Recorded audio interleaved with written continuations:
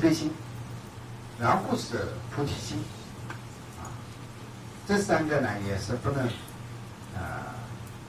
如果详细的，按照有一个根据的这种来讲的话，规格不一样，要求不一样，那就有一个最起码的有善良心的话，自己也过得也很开心。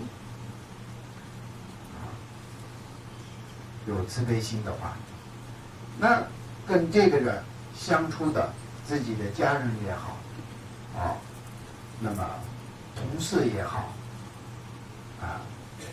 更多的人，如果你是个领导的话，那就你下面的人都应该是对你很忠诚的，因为领导有慈悲心，所以呢，这些下面的人都会相信，我对他这样，为他工作，为他这样忠诚的话，他也对我的关照是很好的，有这种的互相有信任，那是个慈悲心的力量。这种呢，是一个老板的话，有慈悲心、菩提心的时候，那这些员工呢，得到的温暖，比多少工资还温暖，那么就永远应该在这个公司里头跟这个老板做社会。那是一个普通的人，没有什么权利，没有什么力量的人的话，那就只有自己的权利的话，自己有慈悲心、菩提心的话，那自己过得也很舒服。别人看起来的话，虽然这个人呢没有什么文化水平，也没有什么钱财权利，但是呢非常好的一个人，应该是大家都认可的。那有些是特别的也不知道，有些人呢，因为是自己太不遵守规矩吧，所以呢有慈悲心、菩提心的人呢，就看成这个是缺点，我们用这个缺点来，用这个弱点来，他们是看成一个弱点来，这个好欺负。我爸他也是，他不会跟我怎么样，还口，对他怎么样就怎么样。也有些人呢也是看成这样，但是呢，我觉得还是，不管是什么人，再坏的人的心也是，不是个铁石头组成的，那么就他让他骂一次两次也，还是很善的对待他的话，他还是会最后还是会感动的，应该会反思一下的。所以呢，我刚刚讲的都是这个我们能接受的，经常在身边发生的、看到的这种的慈悲心和菩提心的功德来讲的。那如果说按照佛法的学法修法的人来讲的话，菩提心呢是最重要、最殊胜的修法。布施、持戒、精进这些的修法的方式当中，是菩提心的功德是最无量的。那么菩提心的功德讲了，那是大乘佛法的经典里头是很多了。那么比较总结的有简单的总结的，像《入菩萨行论》这本书呢是非常好的一本书。《入菩萨行论》里头，那佛说的大乘的经典，那么多的书本的内容精华，都写在这么也可以说小小的吧。如果是不像看书的人来讲的话，那个也不太小，还有9章呢。所以，这本书呢，我呢建议几乎希望只要是学佛的人的话，看这本书呢是非常有价值力的。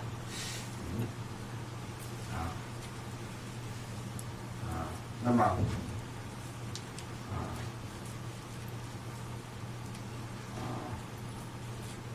我们这么认为的吧，观音菩萨是很了不起的这么认为，佛也是很了不起的，没有比好佛好的，就这么应该来讲的话，中国人都是这样认可的。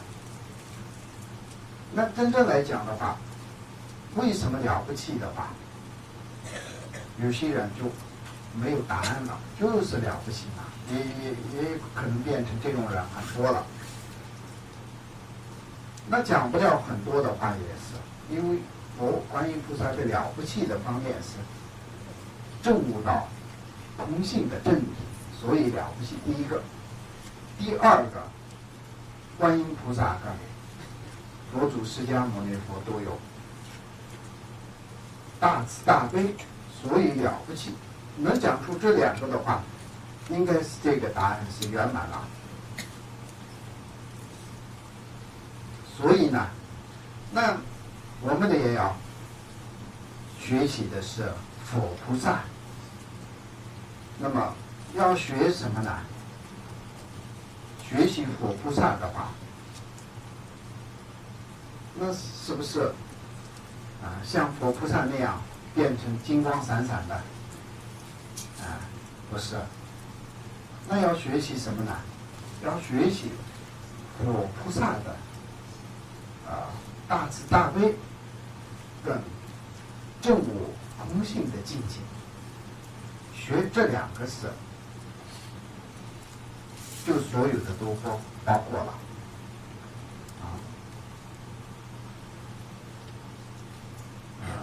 那为什么我今天选的是2个呢？一个是智慧，对吧？一个是慈悲跟智慧。这2个为什么这么行？你就选2个呢？就选一个的话，能代替2个的吗？也代替不了。如果只有慈悲心，没有证悟的真理空性的见的话，还是轮回当中解脱不了的。因为什么呢？发慈悲心、发菩提心来，能不能断除轮回的根呢？断不了的。为什么呢？轮回的根是我执，我执呢，要找出断它的工具的话，要找到对立的工具。那什么呢？无我的境界才有办法。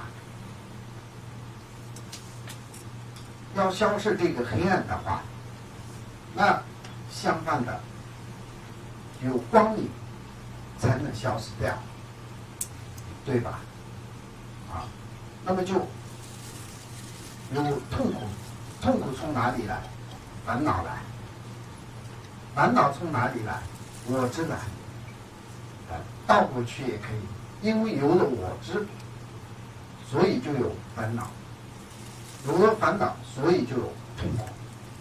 这个是佛祖释迦牟尼佛成就了以后，比人类开创的一个他自己的亲身经历过的，从轮回当中解脱出去的方法也好，窍诀也好，他研究的成果也好，这个道理。他没有说轮回当中要消除痛苦的话怎么办？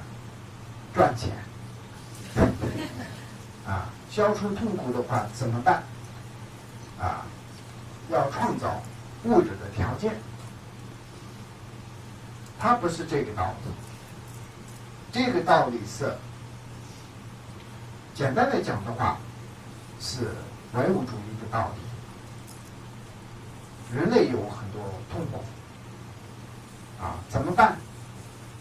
好，大家都创造出物质的条件，足够的物质，那就人类就没有痛苦。这个是一般来讲的话，大概来讲的话，唯物主义的理论。那佛祖的理论是什么呢？人类有痛苦，这些痛苦是，当然有些痛苦是物质的条件不够就来今天我们没有吃的东西，就有饥饿的痛苦。今天我们没有住的屋子，穿的衣服就冷当然是物质的方面的问题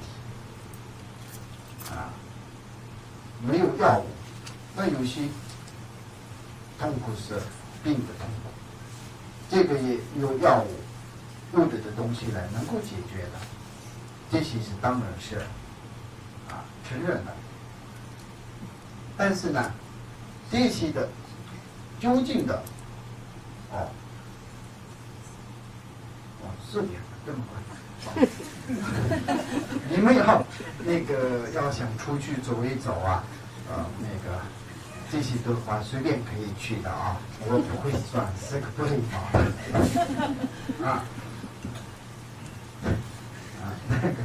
这样，所以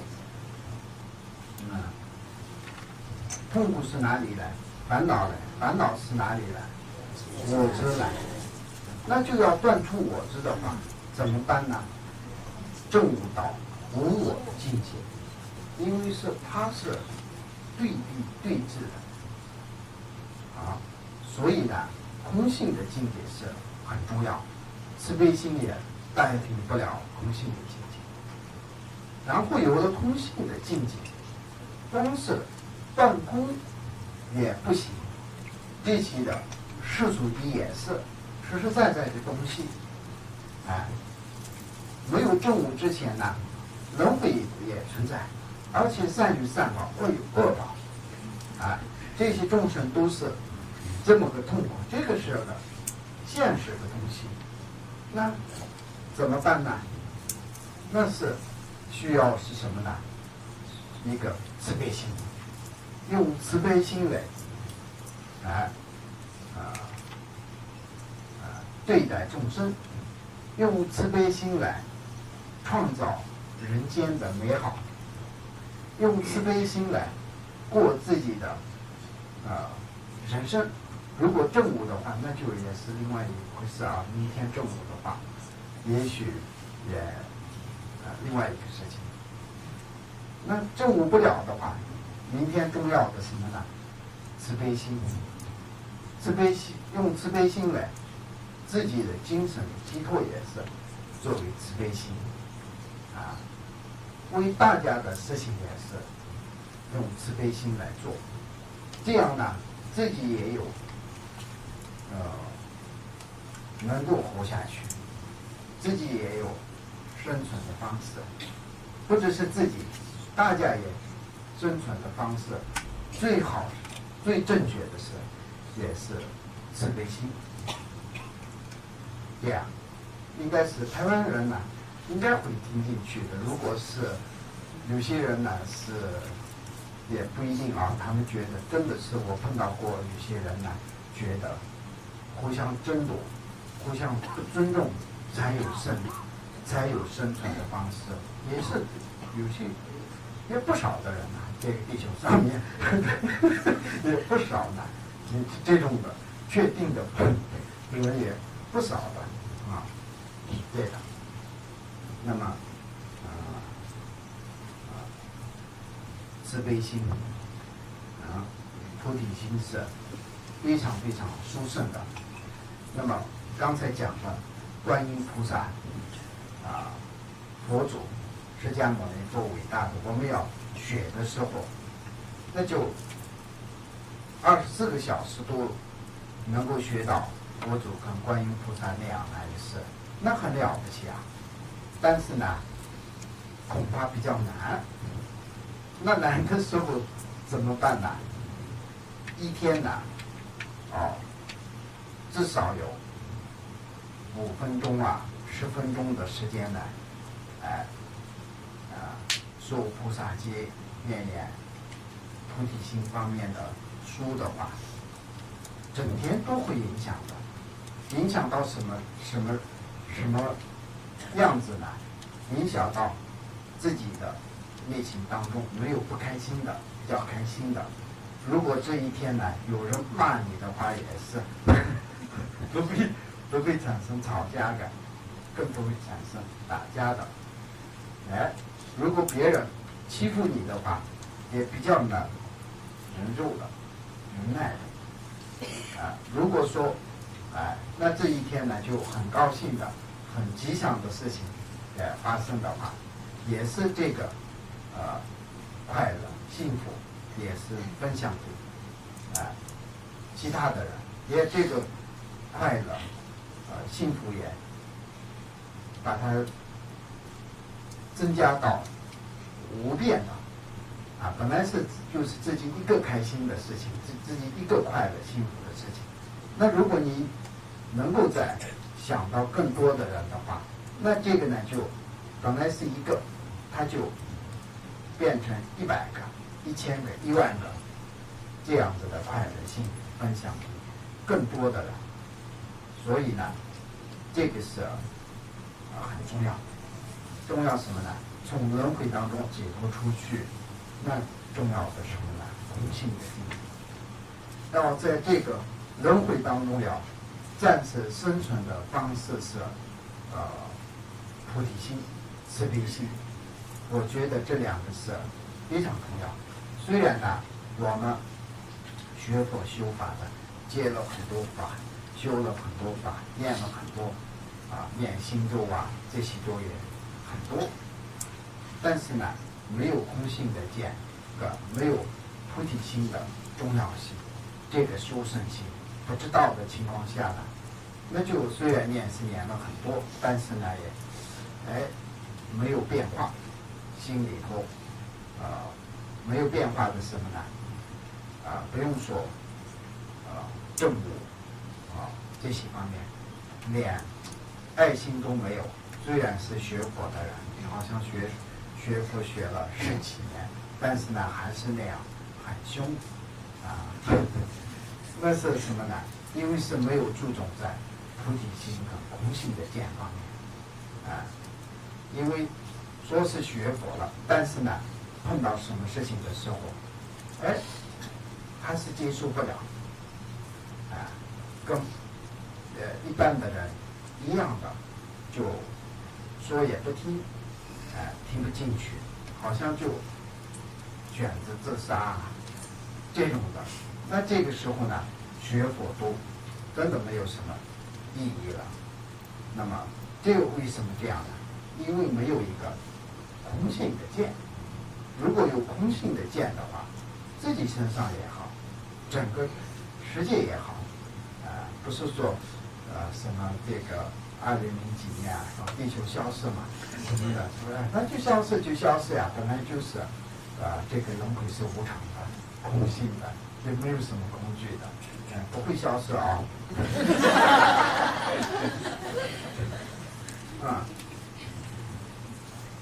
有这种，那么就碰到大的事情、小的事情、好的事情、不好的事情的时候，有不一样的，心里有一个新的心灵的素质提高能够接受，能够面对这个时候呢，就学佛的人就不一样了，才有体现出来。所以空性的见无常这些都是一个道理嘛。那么就从小乘佛法的4谛法门里头的讲的都是这个内容。那就大乘佛法呢，是由刚才讲的两个内容核心的空性的见跟菩提心两个。那么就像密宗的话，圆满次第，升起次第，有这种的修法。曾经呢，也是我们左倾传真的最伟大的一位高僧，大智荣波切，普贤上师言教，写普贤上师言教的，大智荣波切，他的著作很多，那么有些著作里头讲了，如果没有菩提心跟空性的见的话，说到最高的法门也不是佛法，是邪教。他是这么说的，也是对的。本身大智荣波切呢，就非常不客气的一个修行者，因为什么呢？他自己是修行的非常非常圆满，像个菩萨一样的所以呢，就话讲出去了以后会不会过来，他就不怕这样，因为是他的见行修都是就非常圆满的，所以呢为众生非常慈悲的，那么就传法的时候是他的语气都是很不太客气的，看上去的话这个一点都没有慈悲心的，很刺激的，是这样。那像密宗的，对密宗里头的，比如说坛禅，还有呢密宗里头的有些修行的方式呢，这个也有类似印度教的跟比较相同的地方也有做坛禅果功这些都是有相同的地方有这些相同的地方，就是说不能说是跟密宗是邪教印度教，最重要的是看什么呢？要看它的核心的内容比如说小乘佛法南传佛教，那么最早期的时候也说大乘佛法是不是佛传的小乘佛法都有对大乘佛法有这么个又有意见四谛法呢才是佛传的，那么大乘佛法不是说佛说的法，也有这种说法，那这正不正确呢？不太正确，因为为什么呢？就佛说的法是不是法呢？就是要看它的内容，就是四谛法门的内容是苦集灭道无我的。那如果大乘佛法里头法无我和人无我，就这两个讲的更多更深，举的例子更多一些，讲的广一些，不讲的深一些，那就讲到广一点深一点的时候呢，就不能说是个不是这个是佛说的是佛说的而且是讲的更多更深。后来龙树菩萨等等大乘佛法的那些高僧论什么，那就佛讲到一个短短的一句法的内容呢，更深的更广的解释出来，那这个是个优点不能算是个缺点如果是短短的一句话讲到错误的不符合它的内容的话，那个时候就应该是个不对了，错了。但是讲的是更圆满更深更广的时候，这个是就完善的，这个是个就更是个佛法的内容，对吧？所以呢是就要主要看内容。那么就像密宗的话我刚才讲的就坛禅曼达还有果功等等，这些都是表面上看起来的话更印度教也是有相同的地方啊。那更重要的是什么呢？啊，要看这个它的内容啊，内容没有是菩提心，内容没有那个同性的观。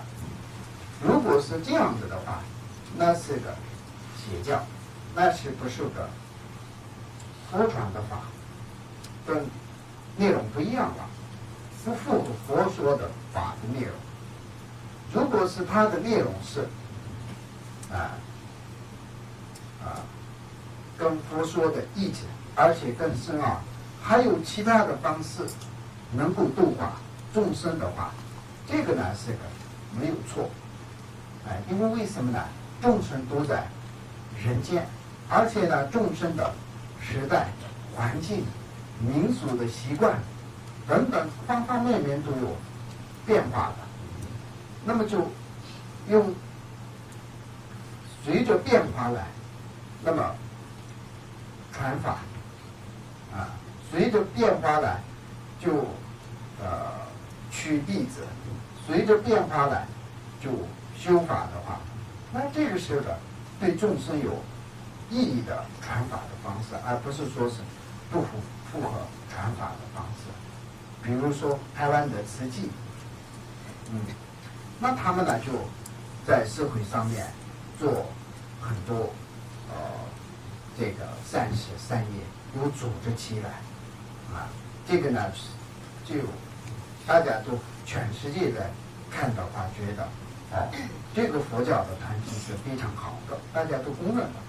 这种的那是不能说是你是曾经没有过这样子的组织，那学佛的修法的都是要闭关的去那么多关钱是干嘛的？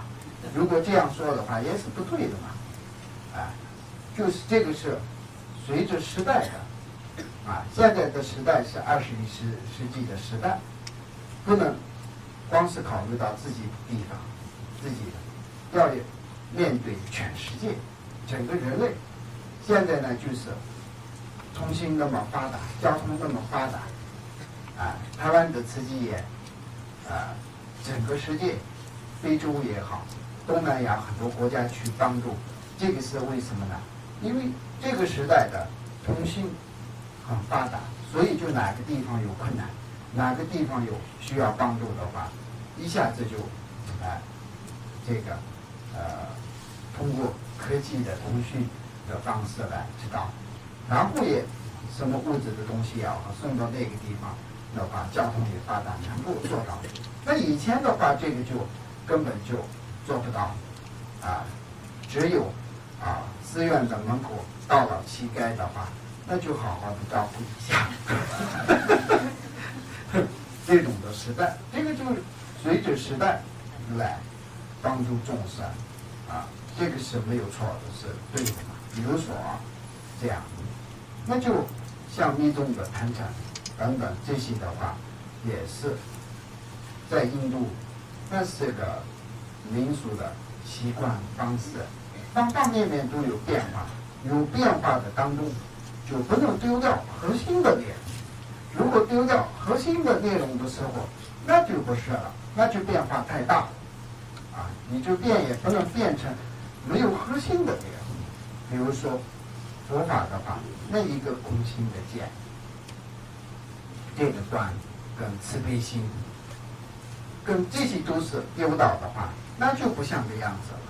那其他的方面的话，就方便法，比如说印度教也不是点灯吗？这灯是什么代表呢？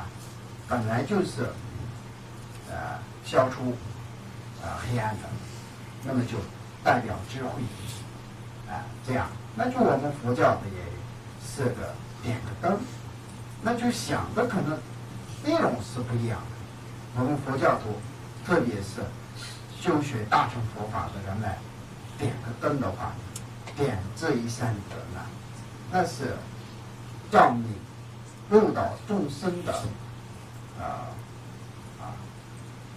开悟智慧。